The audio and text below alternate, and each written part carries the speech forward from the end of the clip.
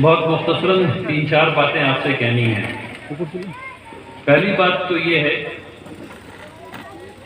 کہ یہ دیکھ کر کتنا اطمینان ہو رہا ہے مجھے کہ ایک مدرسہ قائم ہوا ہے جہاں ان بچوں کو جن کو اسلامی تعلیم نہیں ملنی تھی انہیں اب یہ پتہ چل رہا ہے کہ وضو کیسے کرتے ہیں، یہ پتہ چل رہا ہے کہ نماز کیسے پڑھتے ہیں، انہیں یہ سکھایا گیا کہ روزہ کیسے رکھتے ہیں۔ تو اس قسم کی باتیں ایک مسلمان کے لیے بے پناہ ضروری ہیں، کیونکہ یہ فرض ہے، اس کے بغیر زندگی مکمل نہیں۔ سوچئے کہ اس حالت میں ہم لوگ ہیں کہ ہمیں دعویٰ ہے کہ ہم مسلمان ہیں لیکن ہم نماز نہیں پڑھ رہے، ہمیں دعویٰ ہے کہ ہم مسلمان ہیں لیکن روزہ نہیں رکھ رہے، دعویٰ ہے کہ مسلمان ہیں اور پیسہ جمع ہو گیا ہے لیکن حج نہیں کر رہے۔ تو ایسا نہیں کرنا، ایسا نہیں کرنے کی جو انتہا ہے، یعنی ایسا نہیں کرنے کا جو نتیجہ ہے، اس کے بارے میں بھی ہمیں پتہ نہیں۔ تو یہ دیکھ کر بے پناہ اطمینان ہو رہا ہے کہ آپ کے محلے میں ایک ایسا مدرسہ کھلا ہے جہاں بچے دن کے وقت اپنی تعلیم حاصل کر رہے ہیں تاکہ وہ لائق ہو سکیں اس کے کہ ان کو کام مل سکے، اور وہ شام میں اور صبح میں اس مدرسے میں آ رہے ہیں تاکہ وہ اس لائق ہو سکیں کہ وہ اللہ سبحانہ و تعالیٰ کی عبادت کر سکیں، وہ اس لائق ہو سکیں کہ محمد رسول اللہ صلی اللہ علیہ وسلم سے محبت کیوں کریں یہ جان سکیں۔ اللہ تبارک و تعالیٰ یہاں کے منتظمین کو، مدرسین کو خوب اجر عطا فرمائے انشاءاللہ، آمین یا رب۔ اب چند باتیں طلبہ سے کیس کرنے کی ہیں۔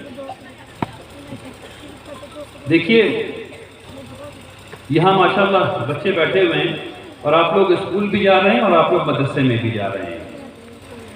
آپ لوگوں کو ابھی سے اس عمر سے یہ سمجھنا ہوگا کہ کامیابی 40% میں نہیں ہے، کامیابی 40% میں نہیں ہے، کامیابی 80% میں بھی نہیں ہے، کامیابی صرف 100% میں ہے۔ اس سے نیچے کی کوئی چیز آج کے زمانے میں کامیابی نہیں ہے، اور کل بھی نہیں تھی، صرف ہمیں یہ بات کل پتہ نہیں تھی۔ میں یہ بات کیوں کہہ رہا ہوں؟ وہ اس لیے کہہ رہا ہوں کیونکہ کامیابی جو ہے وہ پورے مواد کو سمجھنے میں۔ یہ کتاب آپ کے سامنے رکھی بھی ہے، یہاں کے طلبہ نے اس کو پڑھ کر کے ختم کیا ہے۔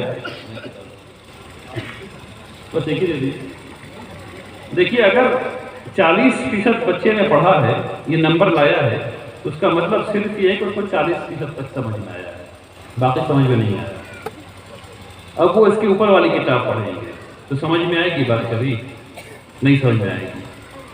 پہلے یہ ہوتا تھا کہ بچے کو 40% نمبر آیا، اس کے بعد اوپر والی کلاس میں چلا گیا اور کچھ سمجھ میں نہیں آ رہا، بیچارہ رٹا لگائے چلا جا رہا ہے، رٹا لگائے چلا جا رہا ہے، پھر اس کے اوپر والی کلاس میں چلا گیا تو پوری زندگی رٹا لگانے میں نکل گئی۔ اس کو جب جاب ملی تو اس کے پاس سوچنے کی صلاحیت نہیں ہے، اس کے پاس صرف رٹنے کی صلاحیت ہے، تو کام کیسے کرے گا؟ تو اب جو آپ کو کرنا ہے وہ یہ کرنا ہے کہ جو پوری کتاب ہے اس میں جو لکھا ہوا ہے اس کو سمجھنے کی کوشش کرنا ہے۔ ایک اور بات آپ کو سمجھاؤں، جو صبح آپ نے پڑھا ہے، چاہے وہ اسکول میں پڑھا ہو یا اس مدرسے میں پڑھا ہو، اگر رات میں آپ نے اس کا ریویو نہیں کیا ہے، مراجعہ نہیں کیا ہے، تو آپ 80% سے زیادہ دوسرے دن اس کو بھول جانے والے ہیں۔ اس بات کو سمجھ لیجیے، اگر اس کا ریویو نہیں کیا جو دن میں پڑھا ہے تو 80% سے زیادہ دوسرے دن بھول جانے والے ہیں۔ اس لیے اگر جو چیز آپ نے آج پڑھی ہے گھر میں آ کر کے رات میں صرف اگر کھول کے دیکھ بھی لیں گے تو اکثر چیز یاد رہے گی۔ اس کا تجربہ کر کے دیکھیے، بہت کامیابی ملے گی انشاءاللہ۔ تو پہلی بات یہ ہے کہ تعلیم میں ایکسلنس پیدا کیجیے، اور ایکسلنس ان 2 طریقوں کو کیجیے گا تو ہو جائے گا۔ اس میں ایک چیز اور جوڑنی ہے اور وہ ہے وقت۔ اگر آپ دن میں کسی وقت بھی پڑھیے گا تو یہ صحیح بات نہیں ہے، تو ایک وقت متعین کیجیے اس وقت پڑھنا ہے، چاہے وہ 1 گھنٹے کا کیوں نہیں ہو، پورا فوکس کر کے اس وقت پڑھیے اور ہر روز اسی وقت پڑھیے، اس کا بڑا فائدہ ہے، چیزیں صحیح ڈھنگ سے یاد رہتی ہیں، سمجھ بھی زیادہ آتا ہے۔ تو ان 3 چیزوں کو انشاءاللہ اگر آپ کریں گے تو آپ ایک کامیاب اسٹوڈنٹ ہو سکتے ہیں۔ ہاں، ایک اور چیز بہت ضروری ہے اس میں، ہم میں سے اکثر کو یہ لگتا ہے، یہ سمجھایا گیا ہے کہ ہم لوگ اگر پوچھ لیں گے تو بے عزتی ہو جائے گی۔ وہ اس لیے ہے کہ آپ نے بچپن میں اپنے امی سے، اپنے ابو سے کوئی سوال پوچھا، انہوں نے آپ کو ڈانٹ دیا، چپ رہو ابھی مت پوچھو، تو آپ کو سمجھ میں آیا کہ سوال کرنا غلط بات ہے۔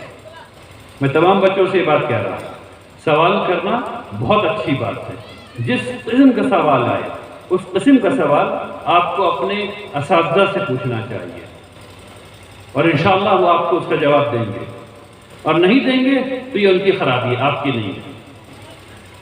تو 4 چیزیں میں نے آپ کو بتائی ہیں، اس کا خیال رکھیے۔ اب میں والدین جو یہاں ہیں ان سے کہنا چاہتا ہوں، آپ لوگ اپنے بچے کا خیال رکھتے ہیں، بچے کے لیے تمام کام کر رہے ہوتے ہیں، اور پڑھائی کے لیے آپ نے ان کو ماشاءاللہ مدرسے بھی بھیجا، اسکول بھی بھیجا، لیکن اس کو کر کے آپ کی ذمہ داری پوری نہیں ہوتی۔ آپ یہ نہیں کر سکتے کہ پڑھائی کو آؤٹ سورس کر دیں، سارا کام ٹیچر کر رہا ہے، یہ نہیں کر سکتے۔ آپ کو اپنے بچے کی زندگی میں انوالو ہونا پڑے گا، آپ کو یہ جاننا پڑے گا کہ بچہ کیا پڑھ رہا ہے، آج اس کو کیا پڑھنا ہے، کل اس کو کیا پڑھنا ہے، اور وہ پڑھ رہا ہے یا نہیں پڑھ رہا ہے، یہ آپ کو بچے سے پوچھنا پڑے گا، اور اکثر استاد کے پاس جا کے استاد سے بات کرنی ہوگی۔ آپ کے بچے کے استاد سے رابطہ بہت ضروری ہے، اور اکثر رابطہ ضروری ہے، اور رابطہ یہ نہیں ہونا چاہیے مولوی صاحب کیا پڑھایا بتائیے، یہ نہیں، گزارش کے ساتھ، ٹھیک ہے نا، استاد ہے نا وہ آپ کے بچے کے، تو گزارش کے ساتھ جائیے، غصے میں نہیں، اور پوچھئے کہ آج کیا پڑھائیں گے، کل کیا پڑھائیں گے، اچھا ایسا پڑھا رہے ہیں، کیوں ایسا پڑھا رہے ہیں، اچھا وہ کیوں پڑھانا ہے۔